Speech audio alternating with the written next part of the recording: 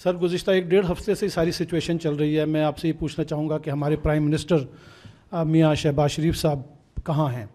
वो कहीं हमें फ्रंट पे नज़र नहीं आ रहे। वो कौम के लीडर हैं, वज़ीर आज़म हैं। क्या उन्हें नहीं चाहिए कि वो फ्रंट पे आके फ्रंट से कौम को लीड करें, कौम को इत्मीनान मिलें और कोई कौम से खिताब कर लें? कि आपको ये भी नहीं पता तो बड़ा हैरानगी की बात है। या तो आपको मौका नहीं मिला या आप कहीं और इंडियन चैनल्स ही देखते रहे हैं इस दौरान। दूसरा जो तो इसलिए गायब को तो he is leading from the front. I mean frankly we are all the military and the civil leadership under his chairmanship has been working day and night. And आपने देखा कि हम लगे हुए हैं। एंड जी सर, मैं सैयद ज़फ़र हुसैन मेरा नाम है सर। दुनिया न्यूज़ से मेरा ताल्लुक़ है। मेरा सवाल जनाब डिप्टी प्राइम मिनिस्टर साहब से है। सर, आप पॉलिटिशियन हैं, एक पॉलिटिकल क्वेश्चन भी हो जाए। सर, गुज़िश्ता 1-1.5 हफ्ते से सारी सिचुएशन चल रही है। मैं आपसे ये पूछना चाहूँगा कि हमारे प्राइम मिनिस्टर मियाँ शहबाज शरीफ साहब कहाँ हैं? वो कहीं हमें फ्रंट पे नज़र नहीं आ रहे। वो कौम के लीडर हैं, वज़ीर आज़म हैं।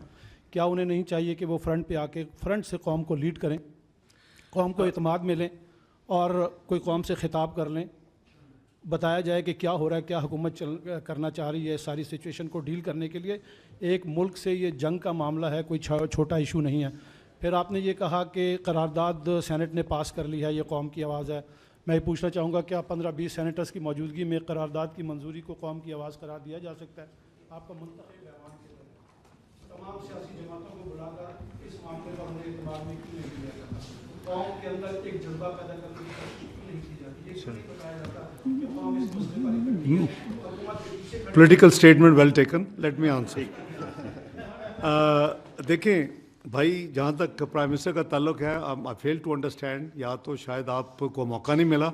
Starting from right after arrival from Ankara in Islamabad, 23rd evening, we have been in touch throughout. And very next morning, National Security Committee of Pakistan meets. His statement after that, the National Security Committee's press release, and after that series of interactions by Prime Minister. I'm amazed कि आपको ये भी नहीं पता तो बड़ा हैरानगी की बात है। या तो आपको मौका नहीं मिला या आप कहीं और इंडियन चैनल्स ही देखते रहे हैं इस दौरान। दूसरा जो तो इसलिए गायब को तो he is leading from the front. I mean, frankly, we are all, the military and the civil leadership under his chairmanship has been working day and night. And आपने देखा कि हम लगे हुए हैं। And I think we try from MOFA to keep giving a little piece of information about each movement we do. दूसरी जो आपने फरमाया कि 15-20 महले अगेन आपकी, मैं चूँकि अकाउंटेंट हूँ, आप शायद नॉन अकाउंटेंट हैं, ये 15-20 तो मुझे नज़र नहीं है, तो बहुत ज़्यादा बड़ी तादाद थी। कम अज़ कम तमाम पार्टीज़ के तमाम जो पार्लिमानी लीडर्स हैं, इफ़ यू रिकॉल, अगर आप मौजूद थे तो हमारी 2 घंटे मीटिंग हुई।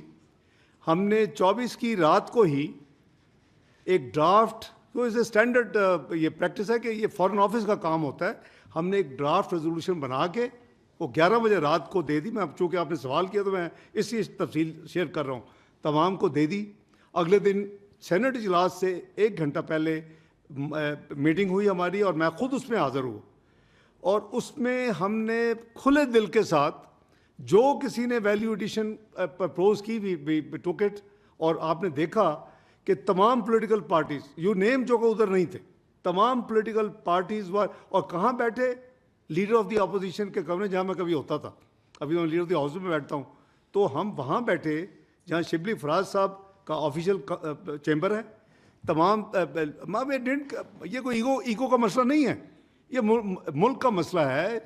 ये एक नेशनल इशू थी। मैं बड़ी खुशी के साथ मैं जब पहुंचा तो उन्होंने कहा जी कि वो लीडर दी अपोजिशन के कमरे बैठे हैं, उनको बुलाएं। मैं कहा नहीं, मैं उधर जाऊंगा। हम सब बैठे खुल के 2 घंटे। अगर आपको याद हो तो इजलास लेट शुरू हुआ। So with the consensus of the all parties. तो ये ना प्लीज़ कहें, this will be a very unfair statement कि जी 15-20 सेनेटर्स के मौजूदगी में अगर रेजोल्यूशन पास हो गई। आई वॉक देम थ्रू पूरी जो उस वक्त तक की कार्रवाई थी, सबको हाउस में जब मैंने रेजोल्यूशन पास की। एक तरफ मेरे दस्तखत है, दूसरी तरफ लीडर ऑफ द अपोजिशन का दस्तखत है उस रेजोल्यूशन के ऊपर। You can go and get the copy. और उसके बाद कल 2-3 दिन डिबेट हुई कल जब डिबेट को मैंने कंक्लूड किया, from that point till yesterday evening, जब वो प्रोरोग हुआ उससे पहले, मैंने जो मज़ीद जो डेवलपमेंट्स हैं इस मामले के हवाले से, I just again shared and I told them कि जब भी इजलास दोबारा आएगा मैं आपको बाकी भी मज़ीद जो कहा हो, तो मेरा ख्याल है इससे ज़्यादा और क्या ट्रांसपेरेंसी हो सकती है भाई।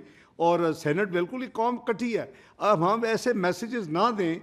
देखिए, इंटरनल पॉलिटिकल डिफरेंसेस हो सकते हैं और वो होते हैं, it is art of politics to deal with the differences, और डील करते रहे को। मैं तो पहली दफ़ा नहीं कर रहा, मैं पिछले 35 साल से यही जक मार रहा हूँ, तो I will continue to do that please.